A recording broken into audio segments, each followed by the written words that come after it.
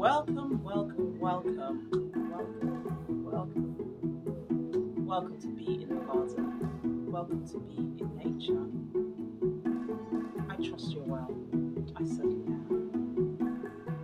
I'm just out here hugging my banana trees. I've been hugging them already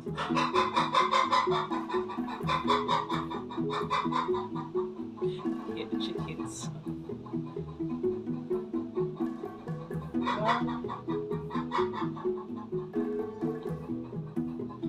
The chickens what?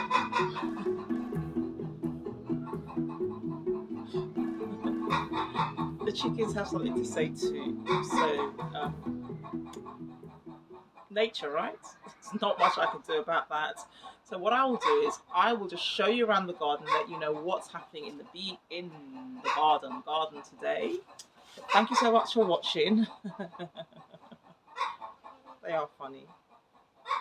They're in my neighbour's garden, by the way, so I'm not even sure if they are chickens, cockerels, or maybe even, what else could they be? I know they've had turkeys before. Tell me if you recognise the sounds, you can let me know what they are. But anyway, you are welcome. So hey, listen, the video has to continue, but it's very clear. Oh my gosh, we have competition today in terms of vocals. And but here, look. But here, have a look at this. Here's my banana plant, and it's looking great, to be honest. Put on a lot of growth. I think earlier on this year, I showed you how I, took off the covers over the winter, and I put some fleece on it. I put some old cardboard, used some old wrapping. I use polystyrene containers as well that I get from the wholesalers. But look at the lovely pattern in the leaves. We're in the summer months here in the UK, and the sky is grey, and we've had some rainfall again today. The summer this year has, I guess, been a bit of a washout. We've had a lot of rain. We have had a lot of rain here in the UK. That said, of course, it's been an advantage to some of the plants, such as the bamboo, which I said bamboo, didn't I? Such as the banana, because these plants really appreciate a lot of the rainwater. And I love the way the structure of the leaves are, because down this central channel, it's almost like the rain just trickles all the way down, straight down into the plant. So when I first had this area, I had one single banana plant, and over the years they've grown and multiplied. I love that when the new leaves grow, you get this sort of burgundy. Can you see that? The little burgundy wash in there as well. I'd say that the tallest one there, we're probably talking about maybe 15, maybe maybe 15 feet tall, I would probably say. And I'm sure it can get a lot bigger than that too. Often with the banana plants, you see how you have the main trunk, you can see that here, and then you get some offshoots at the sides called the pups. And so that's what we've got here.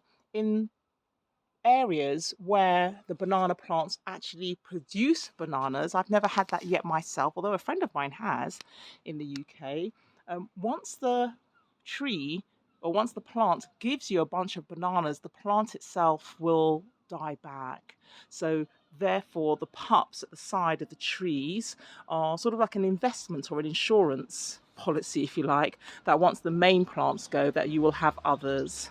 But I do love the banana plant, I really do. And here in the UK, I preserve it over the winter by cutting them back. In fact, the mark here, you can see here, this is the line where I chopped it back during the winter. I just slice it all the way down. It's full of water, if you like, and then I just protect the base of it. And then in the springtime, I release all the covering, and this is what you can see that has grown since this year, 2024. And they come back year after year after year. So that's my I keep saying bamboo, why is that? That's the banana area. Besides that, I'm just going to give you a bit of a tour of the garden. I have this fabulous magnolia, and I really adore this magnolia tree, and it's really put it on quite a bit of height. I may or may not remove some of the lower branches. As you can see, a couple of them are sort of like tying in with the I keep saying bamboo. A couple of them are tying in with the banana plant. Yes, you can see here the magnolia. It's lower limb. It's really quite low now. I might sort of tidy this. Although I love the magnolia as it is, I do. I love the tree as it is. However, it's possible that it's sort of interfering now with the banana plant, and I might take out some of the lower limbs here. I might take one or two out. In fact, I don't want to do it today. For some reason, today is not the day. Today is not the day for some reason. I just want to look around the garden and see in my mind what I may be doing in the coming days and weeks, okay? So looking closer at the magnolia, you saw earlier on in the year when I showed you the blossoms, but now we have the leaves. I've seen in some areas actually some magnolia trees around the UK that have flowered again. But we've had very unpredictable weather. Some days have been incredibly hot and others quite cold. But it does look as if my magnolia tree is putting on the casings in areas that would become the flowers. Let's continue to see what's happening around the garden. Beneath the magnolia, I have recently planted out. In fact, I'm jumping from place to place, aren't I? In the biodegradable plastic here, I've actually got some coffee grounds, and I'll be scattering those around the bamboo. So not the bananas, I'll be scattering that around the bamboo. My bamboo plants do seem to like that. It's spent coffee grounds that I do pick up for nothing. I pick them up for nothing from different coffee shops such as Costa and other coffee shops in the UK. Here I have my canna lily, but you can see the slugs have chewed them out in such a synchronized pattern. It's quite concerning. But anyway, I do love this plant. I have to be honest, and I tell you now, I did try that technique of putting eggshells in the base of here. You can see there are plenty of eggshells. However, I think it's reduced the volume of slugs and snails, but you can see that they have still managed to get to some of the plants. This plant here is beside the banana plant, and you can see that the leaves are really very, very similar, aren't they? They're not too dissimilar at all, are they? So underneath the banana plant and the magnolia, I recently planted this yew hedge, and my intention here is really just to create a small hedge that separates this seating area from the banana area. So this will just be a small hedge. I've got to trim back. I've got to trim that back. Let's see how this tree is doing.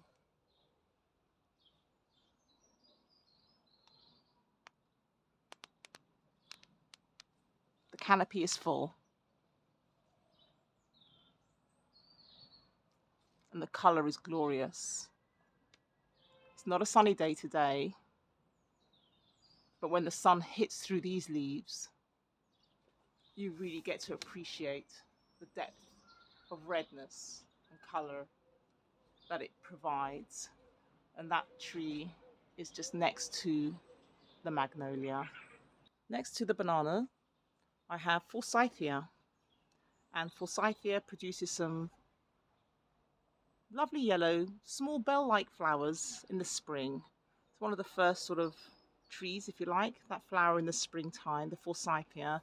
But one of the jobs I have to do here is take back some of the branches that are grown on the lower parts. I like to see this display on the higher parts of this particular tree. If you ever want a tree that is reliable, or a hedge or a bush, the forsythia is incredibly reliable, incredibly reliable. Yeah, you plant this once and you'll have it forever and ever and ever. Well, I don't know about forever and ever and ever, but you'll have it for a long time. And also taking cuttings from here is so simple. You simply take a part of the branch, you stick it into soil, water it in, and before you know it, you've got some new branches growing. So it's a lovely tree to take cuttings from, and very easy and very successful as well. We have next to that one of the apple trees, and I've got a relatively good production of apples going on here. They won't be ready until maybe September time, maybe around September time. But I have an apple tree here. Beneath the apple tree, I have some blueberries. So beneath the apple tree, I have some blueberries, and I have some left, but I've been eating them for several weeks now, to be honest, and they're lovely. You know, these are organic. I've just lost one. Organic blueberries. They are sweet to taste. They're incredible. But we've been picking at these really for a few weeks now, and it's just lovely to know that you can come to your own garden and pick up some edibles. The blueberries. Can you see the blueberries? They're fantastic. Mm-mm-mm-mm. Slightly warm, but mostly juicy and incredibly delicious. What else do we have to eat in the garden?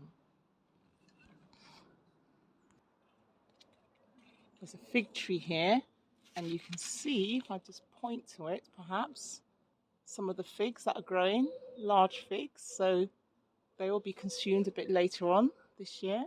Love nature. I always have. I always have. Just the different shapes of the leaves, the different forms, the colours, textures, all sorts to be appreciated here. This is another magnolia. This is Magnolia stellata, but it has had trouble flowering for me in the last couple of years, and I'm not sure why, but I really haven't been able to see that flower in recent years. These are the tiny flowers of the heucheras. Very dainty, tiny, tiny. Some good news to report back here. I replanted these in a container with no drainage holes. And actually, if you have a look in the bottom of that drainage, if you have a look at the pot in the bottom of that pot, you'll see that there is some water sitting in there because there are no drainage holes. I have tried over the years to get these to flower, and the last time they flowered for me was probably about 19 years ago or thereabouts.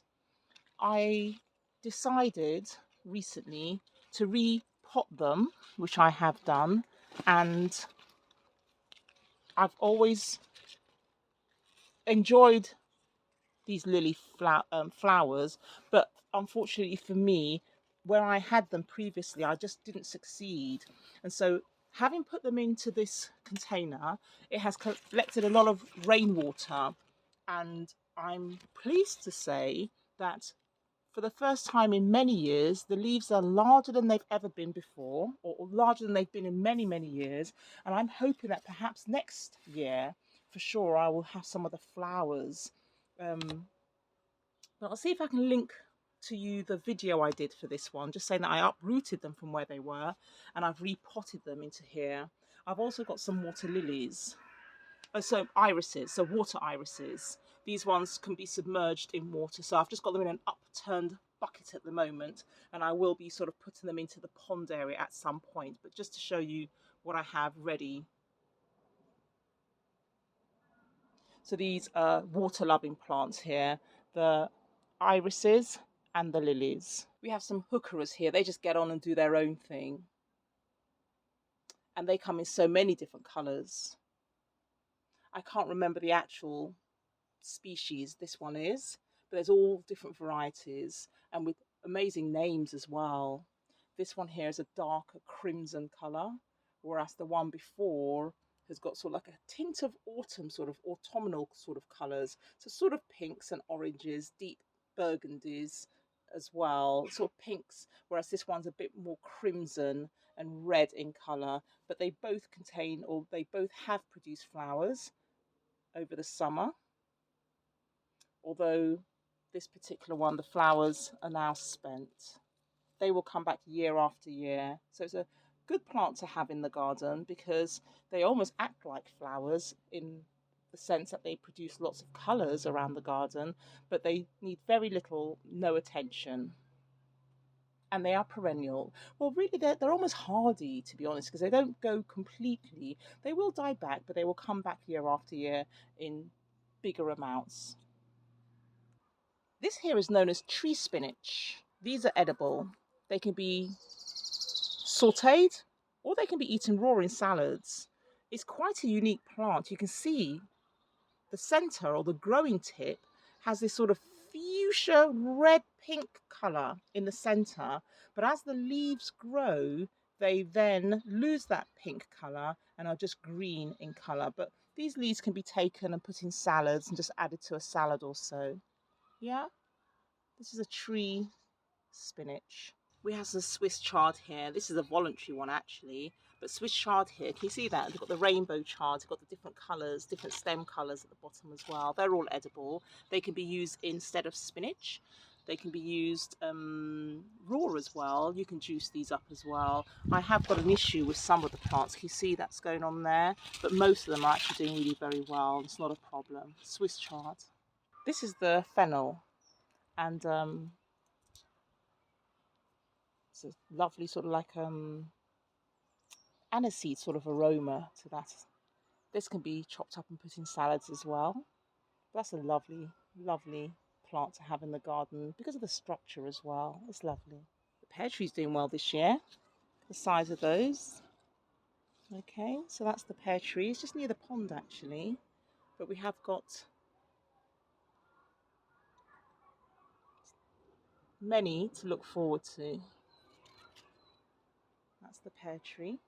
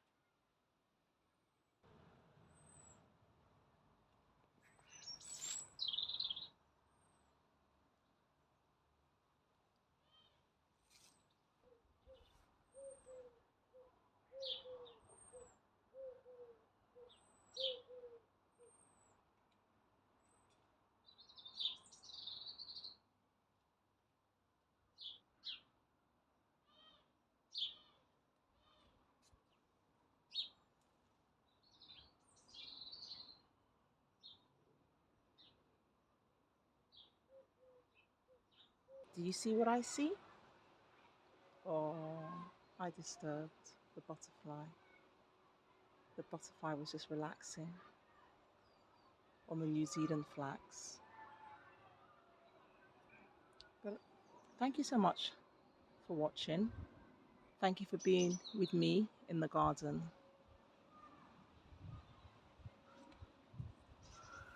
Just taking a leisurely walk around the garden, observing the colours, the shapes, the structure of the plants, appreciating the hard work that has gone into creating this garden, observing and giving gratitude to the harvest that is to come,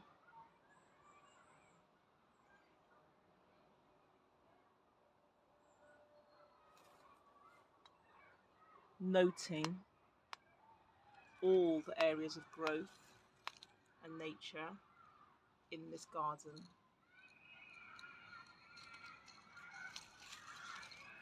Looking at the beauty within.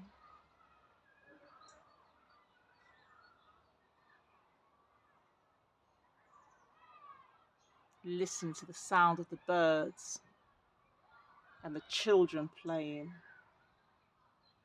It's a joy to be in the garden.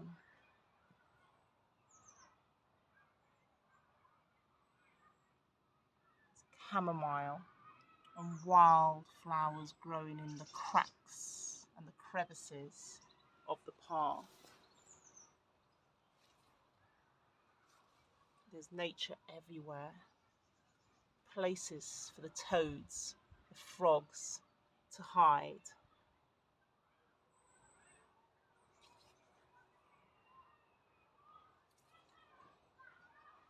Sometimes I just have to sit back